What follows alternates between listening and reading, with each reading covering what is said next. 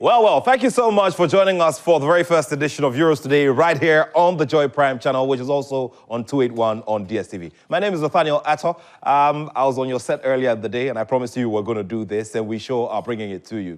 Today, we're getting into the stories of the Euros, the backstories, and the big analysis and the figures to make you appreciate the tournament better and make you look ahead better. And of course, review some of the things that have happened over the period even better as well. Here with me in the studio this afternoon or this mid-morning to do all of the analysis are Daniel Cranting and Mubarak Haruna of Joy Sports. Now, just before we get everything started, do remember that our coverage is very heavy on radio commentary as well. And radio commentary on all multimedia platforms is brought to you in partnership with SportyBet and Sporty TV, who are the official rights owners for the Ghana territory. So just remember to follow us for live radio commentary. Of course, later this evening, we'll be talking about that because we're going somewhere special to join all of our fans to bring everybody that wow experience in viewing and in radio commentary for that very big game, which many are referring to as that one for the final. Well, I don't know what you think as well. We're going to be talking about that all, later on in the show.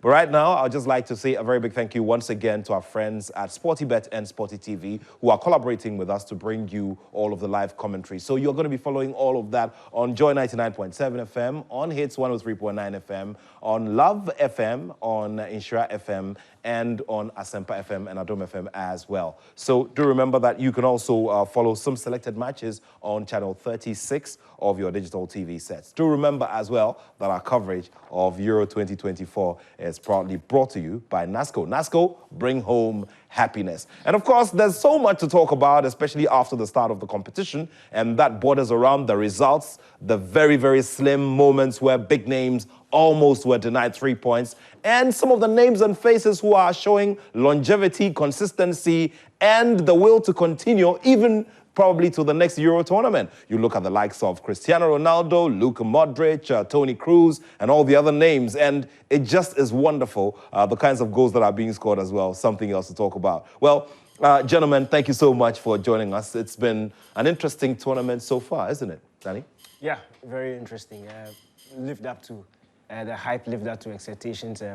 We've waited for this for a long time. 4 years is, I don't know why the Euros hasn't copied AFCON, but 4 years is quite a long time. And when you see the big names, big players in Europe converge at one country, one tournament, showcasing their skill.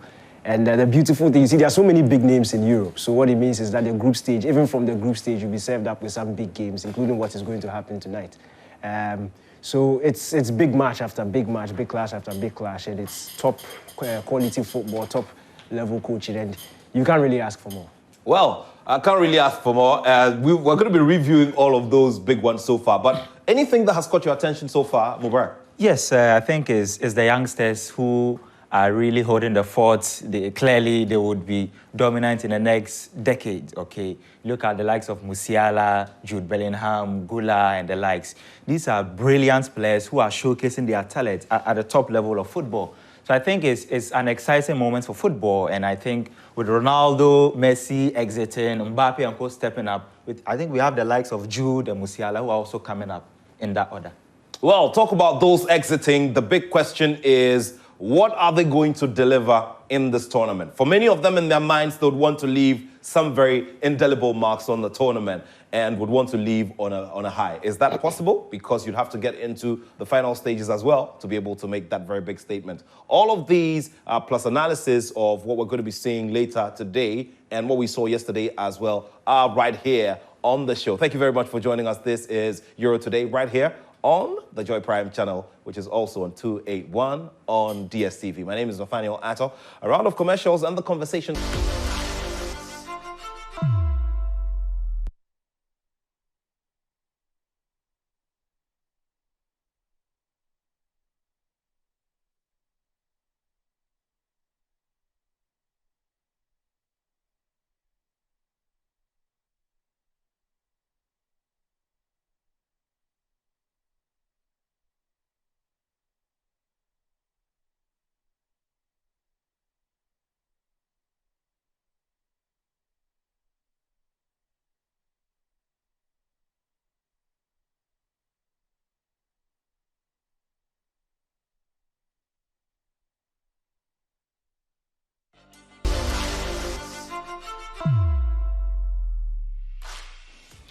All right, thank you very much for staying with us. Let's now get down to the business. Let's begin with what we saw last night. Croatia going up against Albania.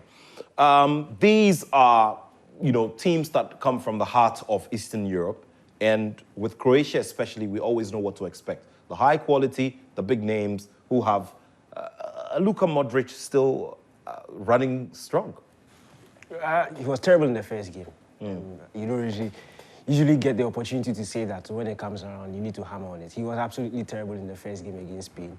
Yesterday, I think he had a really good game. But look, the Croatian team over the past, 6-7 years have been built on a core group of quality players. And it looks like those guys are fading off, especially in the defense. You look at the goalkeeper, Subasic, who's no more, is now Livakovic. Youngster, did well at the World Cup, but still some question marks. Vida is not there anymore. Vissalko is missing in this competition. So there are some big names in that defense that's not necessarily the same. The midfield also, Rakitic dropped out, a couple of years ago. Modric is not the Modric of a couple of years ago. Kovacic has never really been that mainstay in the Croatian team. So in as much as we've known him for a very long time, in that midfield, he's kind of new. You can argue that case out. So that's core of defensive principles that we saw this team built on in previous tournaments where they were so difficult to break down, yet had that potency up front, a couple of chances they will punish you in terms of clinicality. It's not there anymore. Now 5 goals they conceded in 2 games. Albania, obviously a team we know that will love to attack, will go out, open up, try and create chances. And they did. Started the game really well, took the lead. But I really thought that when Croatia took that 2-1 lead with, 15 minutes to go, they had it in them to be able to seal it off and prevent that 1 point. 3 points, very important. But to concede that late goal in the manner in which they did, it's really not the Croatia that we knew. Now 1 point, they will have to beat Italy by a certain amount of goals to stand the chance of qualifying. I think they're out. That's basically think. Share the same view? Yes, I disagree. Obviously, they are an okay team at the moment with the standards they've set for themselves at the World Cup, the last 2 competitions. It clearly tells you that the expectations were high, and at the moment, the kind of players they have, they are not really living up to the billing. You talk about Vida, you talk about Lovren as well, Vissalko. When you look at yesterday's game, Perisic was playing at left back, and that is a major concern. At the World Cup, he was playing on the left wing, but yesterday he was playing as a left back. It tells you that the defense is really leaky, and it's something that they really have to solve. They are no more compact, they are no more regimented. It's very easy for teams to break them down, and I have a different opinion about Spain because Spain are a good side, but I don't think they are extraordinary. I think Croatia were really generous to Spain in the first game, and this is a Croatian team that I really don't expect them to go past the group stages. This is their level at the moment. Well, this is their level at the moment, so let's see how things go. We'll be getting into a final round of matches, but we need to concentrate on those that are happening today. But let's just go back for the highlights. Just quickly take a look at how it happened in that 4-goal thriller. Albania all in black, get us underway. We'll be hoping for a repeat of what happened against Ramadani. Asani. Here are the missed opportunities as well. Albania. Rusmane with a header at the end of the half. The effort kept out by Livakovic, who made another fine save, but was getting the wonderful cheer from the fans as he makes his way off the pitch. Could be a potential match winner here for Albania and Silvinho. Seen Jasula come on to try and shore things up, but make no mistake, they could still cut Croatia open. Kramaric!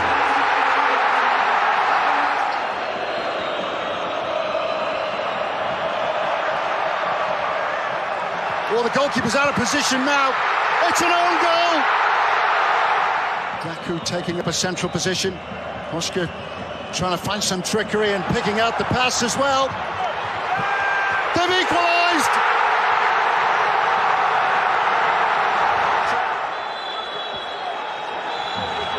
Well, it's been breathless from start to finish. I will always talk about the atmosphere and the mood in the stands. Great for football anywhere in the world. And you'd have to give the home fans in Germany, first of all, that one. And you do know how easy the transportation, especially the rail network, the rail and airline network is in Europe, makes it easier to travel around. Something that would have to aspire to one day here on the African continent. But let's just quickly take a look at the standings as it stands based on all of these results that we've seen so far. My panelists here in the studio say, look, guys, it's already done for Croatia. And rightly so. After 2 games, Croatia have only 1 point from a possible, six. Now, Albania are there in 3rd place. Italy are in 2nd place, sharing the same number of points, but a lesser goal advantage than Spain. And so this is it. Spain, Italy, Albania, and Croatia. So this is what it's looking like. So, done deal for Croatia? Nobody giving them any chance at all? Oh, yeah, their final game, they would face Italy. Italy, they are the defending champions, let's not forget. And we spoke about the flaws of Croatia. I don't think they have what it takes to beat Italy. Italy, they've made their transition very well. Daniel spoke about the players that Croatia are lacking. For Italy, they've been able to replace those who have departed. And so I don't see Croatia beating Italy in their last game to have a chance of qualifying for the knockout phase. I think it is done. It is done. Spain would go through, Italy would go through, Albania. I don't know if they can become one of the 3rd best placed sides, but I think Croatia is done for them. All right, and in terms of history and in terms of what these platforms bring to some of these nations, we do remember the stories of Albania. We do remember the stories of Croatia. Croatia, for their captain, Luka Modric, who talks about why sometimes he gets pushed to perform the way he does on the pitches because he sees the images of war from when he was a boy, and that pushes him to reach for greatness. So, for some of these teams as well, it is a lot of recovery, bringing their people together and focusing for the future. So this is not just football. It's not just results. It's not just the goals and the moments and the 3 points. It goes beyond just what we see on the pitch. It just goes beyond and does something extra for all of those who are consuming it around the world. Well, let's now go to Germany, the hosts. And for the hosts, obviously, it is a super way to start the tournament. It's going well, playing is smooth, and it will immediately bring you back to when Germany were in full flight at their last FIFA World Cup win in Brazil. Yeah. The fact that you had to go that far back, that shows you how poor Germany have been in competitions. But look, that is why this sort of start was very important. They've been kicked out back-to-back group stages at World Cups 2018, 2022. Even in terms of Euros, the last Euros, I think they went out in the round of 16 to England. They've been terrible in major competitions in recent years. Their form leading up to this, them hosting the competition, they changed coaches twice. The team was in all sorts of disarray. So Nagelsmann and his side needed to start well to at least give the fans that boost going forward. 5-1 win against Scotland. And this game against Hungary was always going to be difficult. Look, the Hungarians are a very difficult team to break down. If you remember the last Euros, they were in the group of death with Portugal. Yeah, with Portugal, France, and Germany. And they gave the Portuguese a very difficult first game. France struggled to beat them. Germany drew 2-2 in that last game. And in fact, it was that draw that sent Germany out of the group. Had they lost, and they were actually losing at a point, Hungary would have qualified. So Hungary are a very difficult team to break down. And Germany needed that very good start, that important start, that early goal to sort of calm matters down. And if you watch the way they played the game, you could tell that they knew exactly what they wanted to do and what they needed to do to assert that authority. And once that Musiala goal went in, what it meant was that Hungary would now have to come at them, and there were now spaces in behind for Germany to exploit. So once that Musiala goal went in, which was very important, a very well-taken goal, it was Germany's game to lose, and rightly so, they won it. Well, let's just quickly take a look at the host Germany and what it is that is creating that extra bite for them, and what has happened with them so far, especially with that tough game against Hungary. Let's go back for the highlights.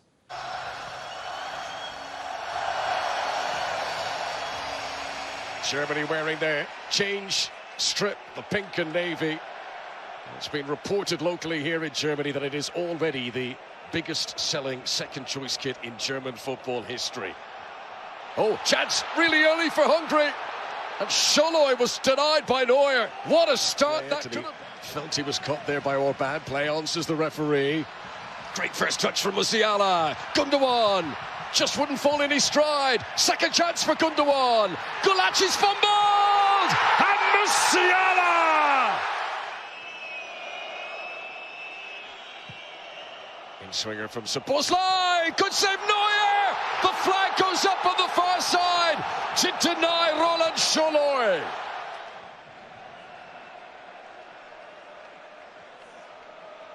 Ta.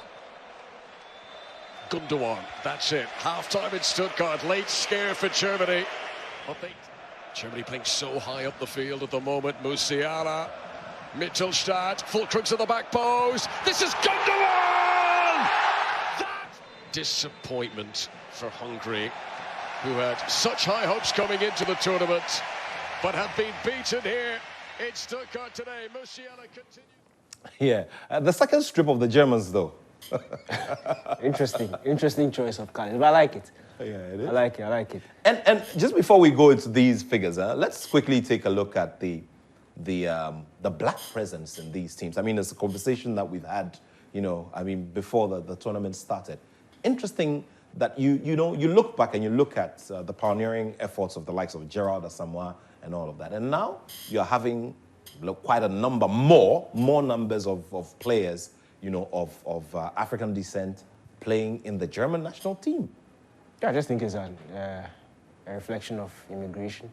Not true. The larger the black population in Germany, the more likely you would get players like this in the German national team. It's pretty normal. Go back 10 years ago, I don't think the black population in Germany was this large. And once you are good, that's what I actually love about these countries. It's not about once you are good enough, you merit a place. So, yeah. And it also means that immigration is also drawing away, while it's drawing away talents from other sectors, drawing away, our football talent on the continent, because it's you look at all the teams that are playing here, and there's a good number. It's a point, but African players are still very good. Even those playing on the local scene, in the domestic leagues on the continent, we've got so many good players. Just look at these players at the moment. I think it's just Havertz, Neuer, maybe Toni Kroos. A bunch of them have got African descent. I think it's something that nobody would want to play, or not nobody, but most players wouldn't want to play for African countries if there are some European countries searching for them. Obviously, they'll play for these European countries. It is what it is. We can't really do anything about it. All right, so let's quickly take a look at what is happening here so far. So Germany are there at the top with 6 points. Pretty okay and good to go. We'll be waiting for the next round of matches, and then we can consider who goes out and who comes in. Hungary looks like it's a tournament. It's a tournament for them. Scotland, still very much a chance, isn't it? Yes. Look, the first game against Germany would always be difficult. They were playing against the host nation, and they didn't start well, conceding about 2 goals before the penalty again, and they suffered a red card. And with that, obviously, they will be playing on the back foot. It's very difficult to play against a German side who have got something to prove, especially on the back of recent tournaments when they've been shambolic. Yesterday, it was an okay performance against Switzerland. I felt they played above themselves. Scotland, let's make no mistake, they are not a powerhouse in European football, but with the performance they showcased yesterday against Switzerland, who have got better quality, better record, better experience in Europe than Scotland, I think they should be given credit for that. And they have a chance. I'm very disappointed with Hungary because they were my dark horses before the tournament began. They played very well in the qualifiers, but with the way they considered 3 goals against Switzerland, 2 against Germany, I feel it's more or less done for them. For Scotland, they do have a chance. All right, so let's quickly go for the highlights of that game between Switzerland and Scotland. Have a look at what might have gone wrong, what went right as well, and then we come back. Two teams who had very contrasting matchday 1 experiences. Scotland thumped. It's a very good carry in the meantime anyway. McGregor, good hit. Oh, it's in! Scotland lead!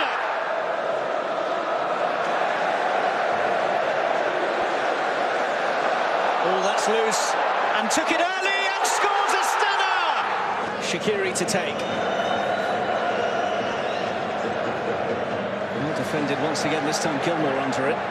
Nudged forwards by Kanji, and Ndoye has scored! But the flag is raised. But Dan Ndoye is not sure about that.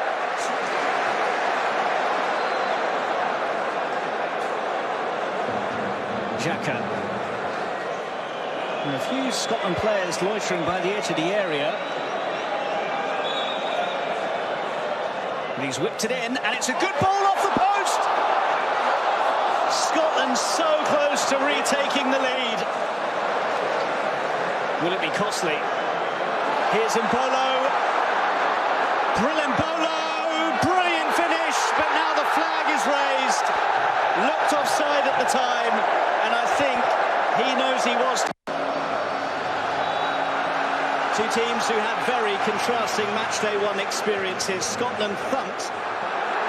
It's a very good carry in the meantime anyway. McGregor, good hit. Oh, it's in! Scotland lead!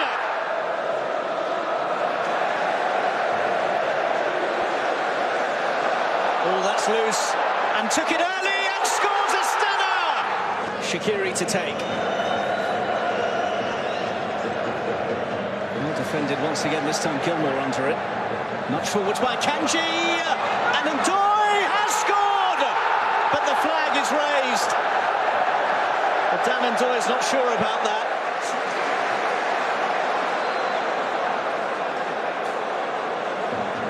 Xhaka.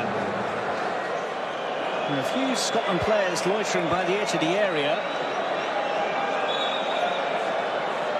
And he's whipped it in, and it's a good ball off the post! Scotland so close to retaking the lead. Will it be costly? Here's Mbolo. Brilliant finish, but now the flag is raised. Looked offside at the time, and I think he knows he was. All right, so quite a number of defensive blunders as well at the tournament so far. It's pretty interesting, isn't it? You know, these deflections and, you know, little mistakes in the final third. Depending on where you look at it from, teams have been fortunate, teams have been unfortunate. Portugal, Daniel's Portugal. Yeah, we'll be talking about Daniel's Portugal very soon. France had to benefit from that. So yeah, it depends on the angle you're coming from. Yeah. So let's now get into some facts and figures. And our man, as usual, is here with us, Adamu Benin Karim of Joy Sports. You know, he always likes to do a little swag. Why is he walking like that? Good to see you, man. How's it going? Yeah, not again. Good. So nice. Good. Yeah. Sure. Let's go. What haven't we thrown our focus on this term as we started? Before that, in my language, Sisali, Yeah. there's a saying that no nga baby balo diemi. No ngalo bi bedid yami. Okay. No baby balo diemi. What does that mean? In Pidgin, you will see everybody be oga for in house. I see. But why that? So why that is because of how vociferous the Germany fans are. Yeah. They are really edging them on to win the games. In the first game, 5-1, this one 2-0. A lot of people had expectations for Scotland and they blew them away. Then Hungary, they made light work of them. So first we start off with the goals they scored, obviously. Okay. So 2 goals, Germany scored and Hungary 2-0. If you are looking at expected goals, that is the goals they were expected to score in the game. Germany were expected to score 2, and they did just that. But Hungary were expected to score at least 1 goal, but they didn't. That may be because of the kind of brilliant saves Manuel Neuer pulled. You know, they will say age is just a number, and he's showing that 3 brilliant saves, and also Jonathan Tah, the kind of defensive work they are putting into it. So that is denying Hungary the goals they should have, the 1 goal they should have scored. And also coming to shots, that is, we are looking at 19 shots for Germany and 11 for Hungary. In the first half alone, Germany faced 7 shots. And that is the highest they faced in any Euros since 2008, when they faced 16 against Turkey. And also in that first half alone, they faced 3 shots on target, and that is Germany had 7.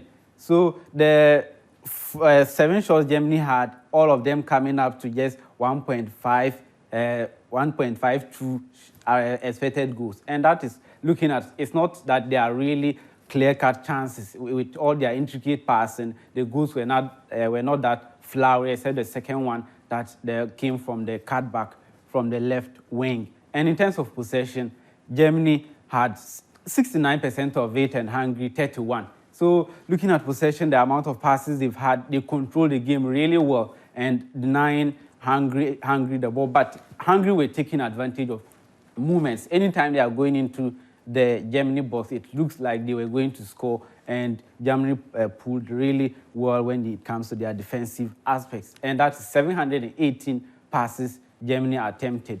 69% of them were successful. And the amount of ball they've played in the opposition box, that is more than 400 passes of them were in the Hungary box. It means that they were restricting Hungary to their own half of the pitch. Then this momentum graphic will show as the amount of dominance Germany had in the game. That is when it comes up shortly. Then its momentum graphic is about which moment in the game that which team is under pressure. So how high the mountain is. I'm still coming to the momentum graphic, Benaya.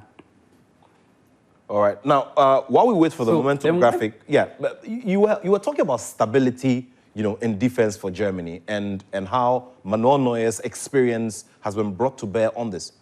Yes. So it's about the kind of excellent saves he's pulling, the kind of free kick he saved from, that is Szoboszlai, that devilish free kick. That was, I like the description, devilish. That's the word. If he had not brought it down and finally gotten it out, it means that we could have been talking about a different game. So the defensive, the momentum graphic I'm talking about, this is it. So how high the mountain is, I call it mountain. It means that Germany had a lot of the ball throughout the game, and Hungary, that is the yellow aspect of the momentum graphic. It was just moments in the game that they had, and it was sometimes dangerous for Germany, but they found ways out of keeping it out. Then move to the next one. One player that stood out in the game and was obviously named man of the match is İlkay Gündoğan. Yeah, he scored the goal and assisted the other. It means that it's not about the kind of beautiful football he plays. It's about the amount of pressing he's doing. So this graphic just shows the pass of the pitch in which he was having the ball. This is how high he was in the pitch. Apart, he was playing in the number 10, that is behind the striker, Kai Havertz. And apart from Kai Havertz, the 6 touches he had, that was the highest in the game. Kai Havertz had the most of touches in the defensive area. Every loose ball, he doesn't let it go. He's chasing it to at least get something for Germany to have a chance. And that was what happened with the first goal he scored. Put pressure on the Hungary defense and won it back and gave it back to Musiala to score the goal. Well, sure. Then again, what we have to look at is the head-to-head of Spain, which we'll be discussing later. Head-to-head of Spain and Italy. The two nations, they've met 36 times overall, 36 times. And 14 of them have ended up as wins for Spain, 12 for Italy, and then 10 ended in draws. These are the last 5 meetings, between Italy and Spain in all competitions. So 2 of them ended in wins for Italy, and Spain won 3 of them, and then 2 ended in draws. Then these are the last 5 head-to-head meetings of Spain and Italy at the Euros. So last 5, it means 2 ended, Spain won 2 of them, I think, 2 ended in wins for Spain, and then 1 for Italy, and 2 ended in draws. 3 ended in draws. So it's going to be a game of who takes their moments in these games. It will be a tight one, and it will be interesting. So that is it for today. So predictions from Opta, obviously everyone knows how Spain have started the tournament and the kind of players they have in their team. Mubarak disagrees with this one, but we'll come to that in a bit. All right, so majority going for 45%. Yeah, going for then Spain. Italy has a 27% chance of winning the game. Okay, why do I also want to lean towards Italy? Lean towards me. Because they are the defending champions.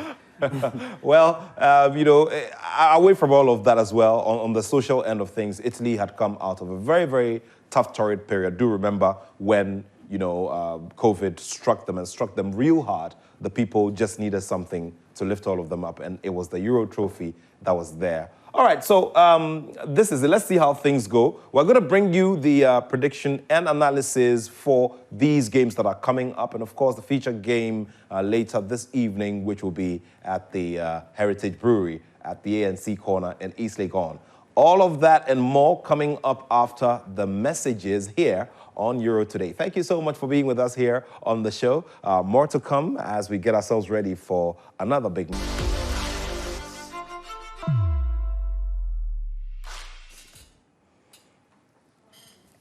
Okay, so good to still be here in your company. There's a lot to look forward to later this evening. And, well, we'd have to start off with the fixtures, the games to expect. But, of course, I know you're going to be joining all of us later this evening. So there it is, Slovenia versus Serbia. That sounds like a Davis Cup fixture. So Denmark versus England. Interesting thing is that their flags look like they're inverted, you know. Yeah. In Frankfurt, which is Tony Yeboah's town. You all do know Tony Yeboah's exploits with Frankfurt. For those of you who are old enough to have watched Football Made in Germany, I'm not shading anybody. You know? And then, of course, the big one, Spain versus Italy, which will be the subject of commentary on Joy 99.7 FM later tonight. Okay, let's quickly take a look at Serbia and Slovenia. From the Ghanaian point of view, Serbia have been responsible for providing coaches for our national team for a certain period of time. One of them, you know, almost getting into the semi-finals of the FIFA World Cup. Almost. I'm tipping Serbia. Okay. I love that team, solid team. Have some really good players in there. I don't know the injury situation with Kostic. He was limped off in that game against England. Sure. But Mladenovic, who came on for him, even throughout the course of the season, has shown that he's a very able backup at left wing back. He's a fantastic player. Milenkovic is a centre back for Fiorentina. Saw him take them all the way to the Europa League final, or Conference League final. Sorry. So. Look, they are stuck with a lot of quality players. That midfield is strong. Lukic, who plays for Fulham. You look at Milenkovic-Savic, who for a very long time United was. Yes. For how many years? Now he's gone to Saudi. And you look at that front two, Mitrovic and Vlahovic. It's a dream front two for any team. And for a team like Serbia to have the likes of Tadic and Jovic on the bench just shows you the quality that they have in their team. Slovenia were good in that first game. I think they were with Sescu up front. They always have that target man, that danger man who can cause trouble. But I think the Serbian team is just a bit too strong for them on the day. I'm tipping Serbia. I want Serbia to win just to give the group a nice mix, because in that game against Denmark and England, I'm expecting an upset. Okay. Now, let's go to that game in Frankfurt, which will also be at the center of the attraction. Denmark, always remembered for their heroics in the year 1992, which obviously led to the outdooring of the goalkeeping sensation and Peter Schmeichel. Of course, his son took over some years later. But here it is, England going up against Denmark. Now, the central focus obviously is England, and the question is this the year for Gareth Southgate? Well, it's very difficult to answer beforehand. Gareth Southgate himself, he's showing the perverse desire of being obstinate. Whatever people say, he doesn't want to listen. And they have the players. That one that is palpable. They've got Jude, they've got Harry Kane, they've got the best player in La Liga, they've got the best player in the English Premier League, and they've got the man with the most goals in Europe, Harry Kane. Yeah. So these are three players that are really key for this England national team. But from what we saw in the first game against Serbia, it is not something that England fans and, of course, football fans would take delight with regards to their performance. First half, in the opening 20 minutes, they played well. But in the second half, they just took their foot off the pedal. And obviously, the selection of Gareth Southgate did not sit well with many, especially with the position of Phil Foden playing on the left wing. It's either he drops to the bench or Gareth Southgate finds a way of making him dovetail with Jude Bellingham in midfield with Rice behind them. And as a coach, you don't always have to start your best player. This is clear. All the good teams in Europe, be it national or club football, you've got to have a very good first 11 and a very good bench. And that requires balance, not quality, but balance. England at the moment, they don't have the balance. And from the reports we are reading, he's going to stick to the same lineup against Serbia. And for me, they will still have enough to beat Denmark, but to go all the way to win this competition, that'll be very, very difficult to tell. Okay, difficult to tell. Well, let's listen to the man who will be in charge of the plot later today and see where he's placed his mind. Gareth Southgate, the manager of England. Phil did an incredible job for the team on Sunday. You know, sometimes the bits with the ball are obvious and they catch the eye, but the amount of ground he covered, the angles of pressing, the filling in for people who were further forward, I thought without Phil's contribution, without the ball, and I know that's not the sexy bit and everybody wants to see him on the ball, but without his contribution off the ball, I don't think we win the game. So then later in the game, when we needed somebody to retain the ball and take the pressure, I thought he did that really well for us. Would you agree there's still a level to come for England? I think it's 4 goals, more than 30 caps. There's more than he can do, clearly. I think Phil has obviously set an incredibly high bar at Manchester City, where he knows exactly where every player is going to be every time he picks the ball up. A club that he's been at since he's been 13 years old. You know, used to go in there during the week for training. So an environment that he's known nothing else. With us, we're always having to adapt to different teammates, different runs they make, and there is adaptation with that. How did it dovetail with him and Bellingham essentially maybe rotating in that number 10 position? Well, they've both got a certain amount of freedom, and at the beginning of the game I thought we did that really, really well. You know, for half an hour we were completely dominant. There was a period after about 20 minutes I think we'd had 80% of the ball. I really liked how we played. We then didn't retain the ball later in the game as well as we need to. And of course Serbia had to come and they make things difficult for you. They drop players low, hard to press because when you go and press they want to play over you into the 2 forwards. So it was a complicated game for our midfield, especially defensively. And to end up with, I think they had the modern word XG of 0.28 or something, tells us how well our team defended. I thought Phil did an incredible job for the team on Sunday. You know, sometimes the bits with the ball are obvious and they catch the eye, but the amount of ground he covered, the angles. Okay, so there we go. The manager doing what 90% of managers will do, which is to, defend their players in these times. Well, if you have a Jose Mourinho, you can't be too sure because he can come and say what I taught you in the what we learned in on the training ground was what they played. Well, look, a fantastic season so far for Manchester City, without a doubt. Scoring 19 goals, contributing 8 assists. I mean, he's been part of the story. Now he's just not getting it right with England. And Rio Ferdinand said something earlier in analysis on another platform and said that, look, he needs to dig within himself and bring out that personality that is very heavy in the bigger scheme of things at Manchester City. I think it's very simplistic to pin it down on the player, especially coming from somebody who's played football before. It's been 35 caps he's played for England, this same manager, and still we don't see that level of performance for like what we see for Manchester City. I will not blame the player. It's about systems. Look, football right now is like science. You can't, in mathematics, 1 + 1 will give you 2. You can't put 1 + 1 and expect 4. As long as it's 1 + 1, it's going to be 2. Look, I just think that the English system doesn't suit a player like Phil Foden. And Gareth Southgate, I understand why you try to force a player like him into a starting 11 time after time after time, obviously because of his quality.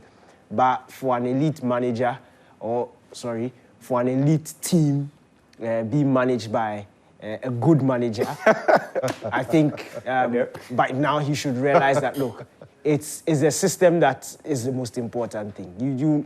There are players... Let's make you clear. Is it to say that Southgate is still not up to the task? No, Southgate, has he won a trophy before?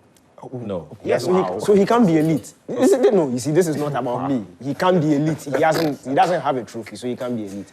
But on a more serious note, look, I just think that this English squad has enough players who would, in the position of Phil Foden, add more to the system than Phil Foden. If Phil Foden wants to thrive in this English team, then I think his main competition is Bellingham or Saka, not down that left-hand side, which we've consistently seen him being deployed. It's just not going to work. And if you are going to put him in that left wing, then certain factors need to be in place for him to succeed. The amount of isolation that the English offensive players had to deal with in that first game, he's not going to succeed because anytime he picked up the ball, he had to dribble at least 2 or 3 people before he would find a man or simply make the simple pass. And that's what he did. On the ball, he was decent. If you're going to judge him based on his decisions on the ball, he played it safe through and through. And for me, if I'm a coach and I've set you up in my tactical plan that way, and you play it simple, I'm not going to, obviously, if somebody puts a mic in front of me, I'm going to defend you because if I don't defend you, then it means I'm incompetent. And I'm sure that's the reason why Southgate went down that street. So, look, there's Gordon, there's Eze, guys who are more suited into picking up the ball, running at opposition, creating opportunities for the centre strike. And again, quickly before I wrap up, look, the best player in England is Harry Kane. It's not Jude Bellingham, it's Harry Kane. Consistently, Harry Kane has shown that he's the best player, the most dangerous player in this team. There's a way you can fit Bellingham into helping Kane, which will also bring the best out of Bellingham. This English obsession of constantly changing with times to suit who the top player is at the moment, it never helps it. That's the reason why they've never won the Euros before. Their only international trophy game in 1966. None of us were born. Even those directing the show, I'm sure those watching the show, none of us were born. So there's a reason why that happens. Look, you need to find who consistently has been your best performer and build it around him. It is Harry Kane. It is not Bellingham. So this obsession with Bellingham is obviously going to leave Kane struggling for service, which we saw in the first game. And the longer that continues, the quicker England will go. I hope it continues because I want them to go out of the competition. But from a footballing point of view, they need to fix it because there's too much talent for it to go wasted with what they are doing. Well, too much talent. How are we going to manage it? I'm going to ask you a question as well in a few moments. And guess what? NASCO, Bring Home Happiness, are giving us something very, very wonderful for you. And every other day when we come here on the set for Euro 2024 and Euro Today, we sure are going to give out something amazing from NASCO. But right now, let's throw the focus on the game and Focus for Joy Sports, which will be telecast from the Heritage Brewery later tonight. There's live commentary as well, and it's powered by Sporty TV and Sportybet with NASCO as our sponsor. Okay, Mubarak, the moment is here.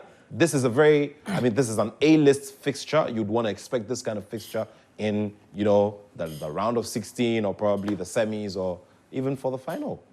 Yes, but this is the Euros. Daniel touched on that. So many quality managers showcasing their brilliance on the touchline. So it's something that we will be looking forward to tonight.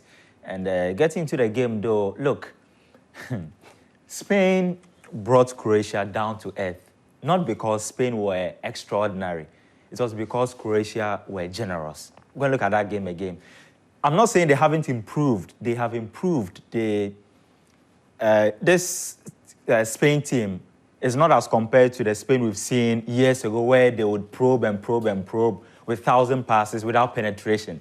Now, once you give them the chance, they will penetrate, they will score goals, and they show that putting through past Croatia. But they are facing a team like Italy who have a structure. They are so solid defensively, and they are explosive in transition on the break. In tonight's game, Spain will have the possession. Italy wouldn't care. They wouldn't mind our possession. What they want is to have the ball, and they have the quality. They are no more an Italian team that just sit down and they show their robustness.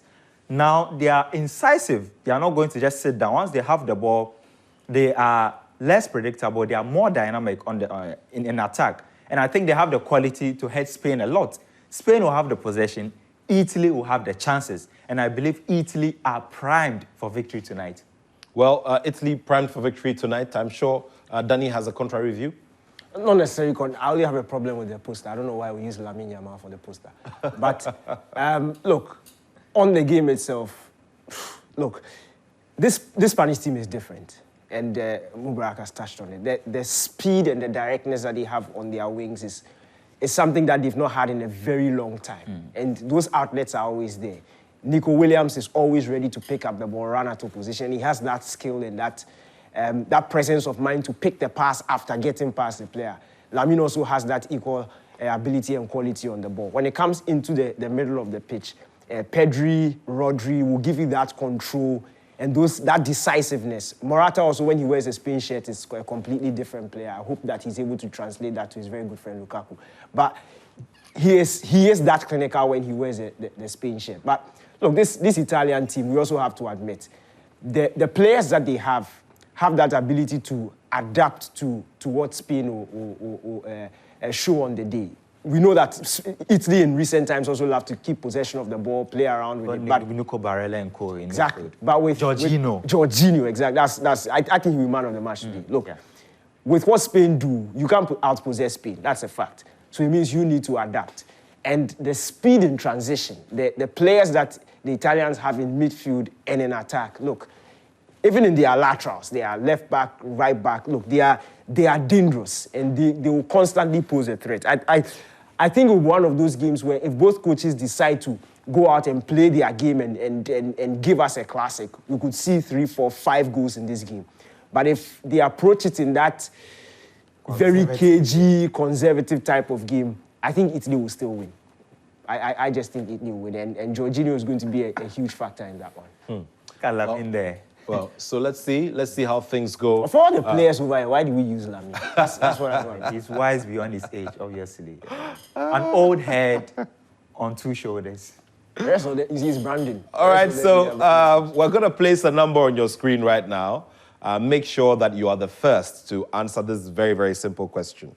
So name the number 1 choice goalie for the Danish team who won the 1992 edition of the UEFA Euros. Once again, name the number 1 choice goalie for the number 1 choice goalie for the Danish team that won the 1992 edition of the Euros. Send your correct answers to this number. It's 055 157 5757. Once again, 055 157 5757.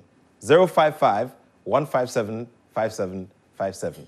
And, place your answer there, plus your contact. And, of course, we're going to reach you if you are the first to give us the correct answer.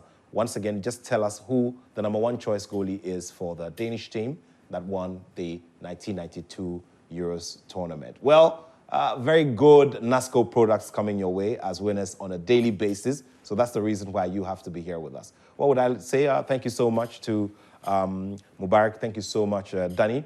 Thank you, Abdul Karim. And also, all of you who came along with us. Remember, we're running till the end of the competition, so you'd have to stay with us. The good thing here is that every day there's a reward for viewing the show as well. So you stay well. I'll be back tomorrow. We'll bring you another Euros Today show right here on Joy Prime. Thanks to the production team.